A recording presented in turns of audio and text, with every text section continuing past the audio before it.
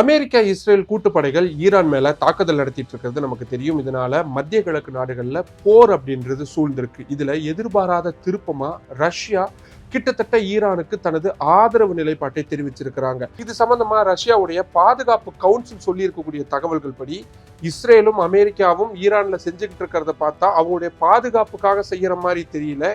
Iran நாட்டை ஆக்கிரமிக்கிறதுக்கான முயற்சிகளா தான் நாங்க பாக்குறோம். அமெரிக்காவுடைய வரலாறு வெறும் 250 வருஷம் தான். அதுவே ஈரானுடைய வரலாறு 2500 வருஷமா இருக்கு. பார்ப்போம் இன்னும் 100 வருஷம் கழிச்சு எந்த நாடு நிலைச்சு நிற்க போகுது அப்படின்றத ரொம்ப காட்டமா சொல்லியிருக்கிறாங்க. அது மட்டும் இல்லாம ரஷ்யாவுடைய வெளியுறவுத்துறை அமைச்சர் ஈரானுடைய வெளியுறவுத்துறை அமைச்சரை தொடர்பு கொண்டு இதுல உங்களுக்கு ஏதாவது வேணும், உதவி வேணும் அப்படின்னா எங்களை கேளுங்க, நாங்க செய்யறதுக்கு தயாரா இருக்கிறோம் அப்படின்ற ஒரு உறுதியும் சொல்லியிருக்கிறாங்க. அது மட்டும் இல்லாம இந்த தாக்குதலை அமெரிக்கா உடனடியா நிறுத்தணும், ஏன்னா அவங்க செஞ்சிட்டு இருக்கிறது முட்டாள்தனமான விஷயம் அப்படின்னு ரஷ்யா கடுமையான எச்சரிக்கையை கொடுத்திருக்கிறாங்க.